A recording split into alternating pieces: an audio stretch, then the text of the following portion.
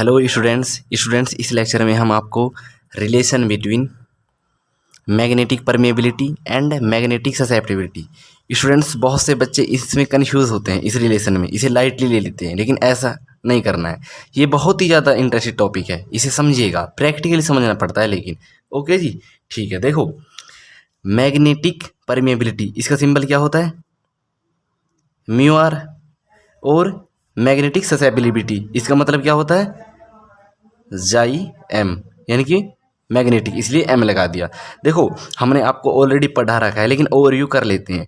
Magnetic permeability का मतलब क्या होता है? मैग्नेटिक परमेबिलिटी का मतलब होता है अगर कोई मटेरियल हम मैग्नेटिक फील्ड में रखते हैं, वो अपने अंदर से कितनी मैग्नेटिक फील्ड परमिट करता है, अलाउ करता है, वो उसकी मैग्नेटिक परमेबिलिटी है। और ससेप्टिबिलिटी का मतलब क्या होता है? स्टूडेंट, ससेप्टिबिलिटी का मतलब होता है कोई मटेरियल कितना मैग्नेटाइजिंग हो सकता है, कितना वो चुंबक बन सकता है, चुंबक बनने के योग्य है, वो उतनी ही उसकी ससेप्टिबिलिटी है। तो स्टूडेंट्स, आपको बात समझ में आ गई होगी मैग्नेटिक परमिएबिलिटी और ससेप्टिबिलिटी के क्या फ़र्क होता है। ओके जी, ठीक है। तो देखो, हम पहले इसे एक बार थ्योरेटिकली देखते हैं एंड प्रैक्टिकली देखते हैं। देखो, हमारे पास यहाँ पर एक वैक्यूम है। वैक्यूम मतलब शून्यता, शून्य वाला स्थान, यानी खालीपन। और ये हमारे पास यहाँ पर एक क्या है? हमारे पास एक ये मटेरियल है, मटेरियल है। गाइस, समझ में आ रही है बात? ठीक है जी। देखो, मैग्नेटिक फील्ड आ रही है यहाँ से, मैग्नेटिक फील्ड अप्लाई कर रहे हैं हम। ये बात समझ में आ रही है? मैग्नेटिक फील्ड अप्लाई कर रहे हैं।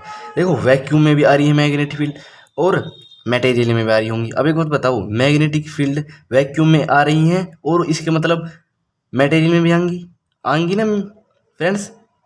मटेरियल में भी आ रही होंगी, देखो, लेकिन कम आ रही होंगी। वो बताएंगे क्यों कम आ रही होंगी। देखो, इसका मीडियम अलग है, इसका मीडियम अलग है। हमारा जो वैक्यूम होता है वो हमारा मैक्सिमम परमिटिविटी वाला स्थान होता है। वहाँ पर सबसे ज़्यादा परमिटिविटी होती है एंड परमिबिलिटी होती है किसी मैग्नेटिक फील्ड की। ओके जी, ठीक है। इतना से बात आपको क्लियर है। अब हमें इसमें क्या करना है? देखो, हमें क्या करना है, हमें मैग्नेटिक परमेबिलिटी और मटेरियल की मैग्नेटिक परमेबिलिटी दोनों को ही फाइंड आउट करना है। देखो, मैग्नेटिक परमेबिलिटी वैक्यूम की क्या होती है? बी नॉट होती है, ये बात जानते हैं आप। प्लस मैग्नेटिक मटेरियल की क्या होती है परमेबिलिटी? फ्रेंड्स बताओ, बी एम होती है, ये बात आप जानते हो, बताओ। और हमारी ये टोटल नेट मैग्नेटिक फील्ड आ गई। बताओ, ये बात समझ में आ रही है ना? क्योंकि देखो, इसका और वैक्यूम का दोनों को निकाल कर हमने ये रिलेशन बनाया है। यहाँ तक बात क्लियर है? तो बताओ, net magnetic field B not किसकी? वैक्यूम की है। और बी एम किसकी है? मटेरियल की है। ये वो इजाज़त है जो अपने अंदर इसको परमिट आने देती है, मैग्नेटिक फील्ड को। परमिबिलिटी की इजाज़त है, वैक्यूम की इतनी होती है और मटेरियल की बी एम होती है। बताओ जी, बात क्लियर है? तो आगे बढ़े, ठीक है। ओके जी, स्टूडेंट्स बताओ, यहाँ तक बात क्लियर है? देखो, अब यहाँ तक क्लियर है तो अब आपको मैं आपसे फ्रेंड्स वादा कर रहा हूँ, आपको अब समझ में आ जाएगी। देखो, लेट लेट वो डायग्राम आपको अपने एग्जाम में नहीं बनाना, वो सिर्फ समझने के लिए था। लेट एच बी द, वो समझने के लिए था सिर्फ। Magnetising magnetising force we can apply this, जो हम अप्लाई कर रहे हैं इस पर। ओके जी, एक बात बताओ, हमारा ये था, हमारा फोर्स हमारा फोर्स कौन सा फोर्स? मैग्नेटिक फील्ड के द्वारा, मैग्नेटाइजिंग फोर्स। वो कब लगेगा? मैग्नेटिक फील्ड के द्वारा। कौन से मीडियम पर ज़्यादा होगा? इस वाले पर होगा या इस वाले पर? बताओ, वैक्यूम में होगा या हमारा मटेरियल वाले में होगा? वैक्यूम होगा, ऑफ कोर्स वैक्यूम होगा, है ना? इसका मैक्सिमम होता है क्योंकि ये खाली स्थान होता है वैक्यूम। ठीक है जी।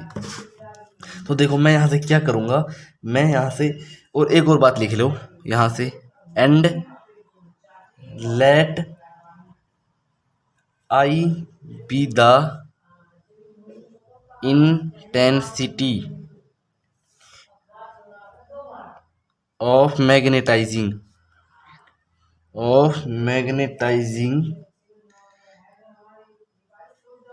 इन द मटेरियल बताओ जी।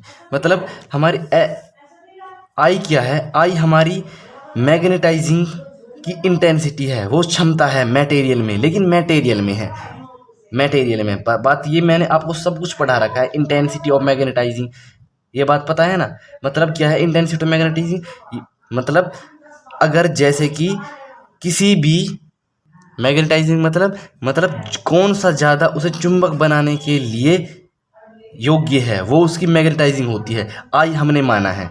ओके जी।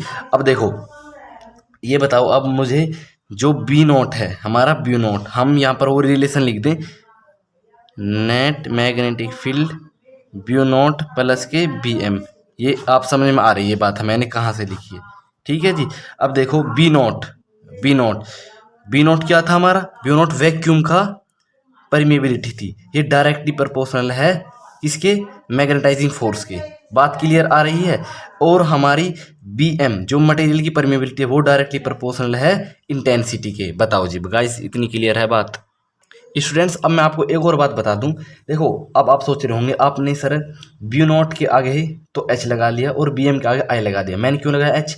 एच हमारा वो फोर्स है जो मैग्नेटिक फील्ड के द्वारा हम अप्लाई कर रहे हैं, और वो एच सिर्फ वैक्यूम यानी कि बी नॉट में ही ज़्यादा लगेगा, इसलिए हमने एच लगाया। और इंटेंसिटी हमारी क्या थी, magnetic intensity of the material की इंटेंसिटी थी हमारी आई, जो कि हमारी बी एम में ही लगेगी, जो कि मटेरियल पर ही लगेगी इंटेंसिटी। बात समझ में आ रही है गाइस? नहीं आ रहा समझ में? देखो मतलब क्या है, आई हमने इसलिए लगाया मटेरियल के आगे क्योंकि इंटेंसिटी की अब डेफिनेशन देखो, it is define as the magnetic moment of per unit volume. मतलब it is define magnetic moment होता है पर यूनिट वॉल्यूम में, जितना मैग्नेटिक मोमेंट होता है वो हमारा इंटेंसिटी ऑफ मैग्नेटाइजेशन होता है। अब एक बताओ, वॉल्यूम क्या खाली स्थान में हो सकता है? मटेरियल का ही तो होता है, इसलिए हमने यहाँ पर आई के आगे लगाया है मटेरियल का डायरेक्टली प्रोपोर्शन आई। अब देखो जैसे ही प्रोपोर्शनलिटी हटाएंगे तो यहाँ पर म्यू नॉट कॉन्स्टेंट लग जाएगा डायरेक्टली प्रोपोर्शन के थ्रू। ऐसे ही बी एम लगाएंगे तो यहाँ पर म्यू नॉट आई लग जाएगा। स्टूडेंट्स ये बात क्लियर आ रही है ना?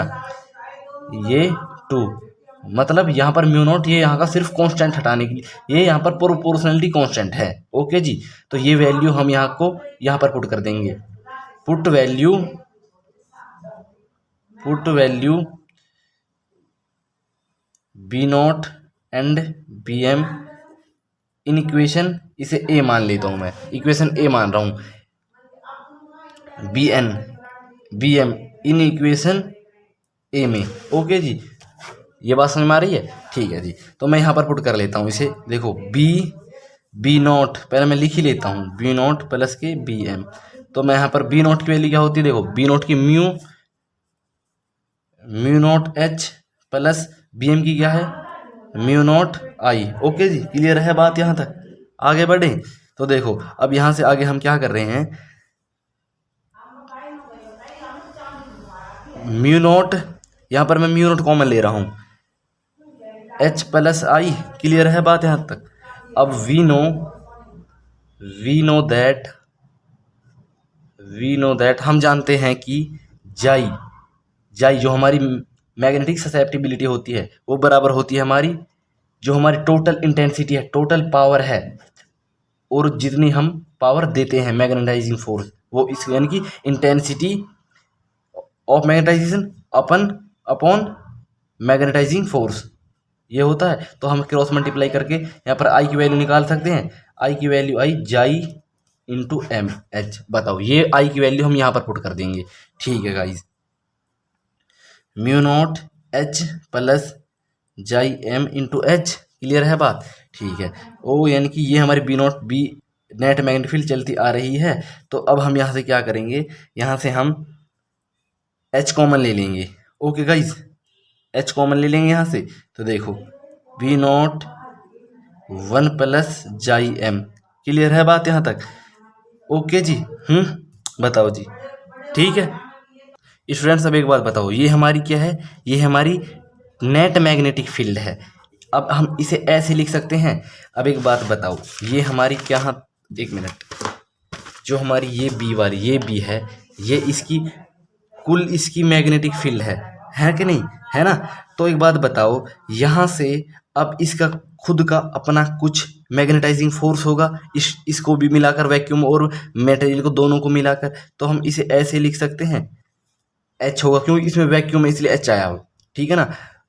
तो अब हम इसे ऐसे हटाएंगे तो यहाँ पर ओनली म्यू आएगा, म्यू आएगा ना कि ये म्यू वैक्यूम का है और ना ही ये मीडियम का है, मटेरियल का है, इसलिए हम ओनली म्यू लगाएंगे और एच, बी की जगह अब हम म्यू एच लिख सकते हैं। तो हम यहाँ पर लिख सकते हैं B is equal to mu H. बताओ जी, तो अब हम यहाँ पर वैल्यू पुट कर दें म्यू एच, तो students mu H 1 plus chi M. Okay guys, देखो एच से एच कैंसिल आउट, तो म्यू यहाँ पर ये मल्टीप्लाई में डिवाइड में आ जाएगा, तो क्या बनेगा 1 प्लस जाई एम। क्लियर है बात यहाँ तक स्टूडेंट्स? देखिएगा यहाँ तक बात क्लियर है। अब एक बात बताओ, हमारा रिलेटिव परमिटिविटी क्या होती है, बताओ क्या होती है? परमिटिविटी ऑफ एनी मीडियम, जो कि ये है, और विद रिस्पेक्ट टू वैक्यूम, जो कि हमारा म्यू नॉट किसकी थी? वैक्यूम की थी, है कि नहीं? वैक्यूम की था, नॉट हमारा किसका था? वैक्यूम का। तो हमारा ये क्या है? रिलेटिव परमिटी। इसे हम ऐसे लिख सकते हैं म्यू आर बराबर है 1 प्लस जाई एम। बताओ गाइस, ये बात क्लियर है? यही हमारा रिलेशन हमारा प्रूफ हो गया। देखो ना, आपको कंफ्यूज हो रहे हो, इसमें कंफ्यूज हो रहे इसमें देख कुछ नहीं। देखो मैं बता रहा हूँ परमिटिविटी, रिलेटिव परमिटिविटी है ना। तो देखो क्या थी हमारी मैग्नेटिक परमिबिलिटी एक ही बात है, लेकिन रिलेटिव परमिबिलिटी क्या होती है? Mu are. बी क्या है हमारा फ्रेंड्स? बी थी हमारी किसी भी मीडियम की परमिटिविटी है हमारी बी, यहाँ लिख भी रखा है मैंने। और ये बी नोट किसका था? ये हमारा म्यू नोट की, ये हमारा म्यू नोट के रिस्पेक्ट में है, यानी कि magnetic permittivity of any medium with respect to B not mu R होता है। वहाँ पर हमने म्यू ले रखा है, यहाँ पर इसकी जगह हमने म्यू नोट ले रखा है। बात समझ में आ रही है आपको? तो म्यू आर होती है, इसलिए हमने यहाँ पर म्यू आर लिख दिया, म्यू आर, क्योंकि ये हमारा रिलेटिव परमिबिलिटी है in magnetic field. Okay guys, बताओ समझ में आया ना आपको? ठीक है, ओके। तो स्टूडेंट इस लेक्चर में इतना ही, तब तक के लिए हमारे चैनल को शेयर, सब्सक्राइब, लाइक प्लीज करना ना भूलिएगा।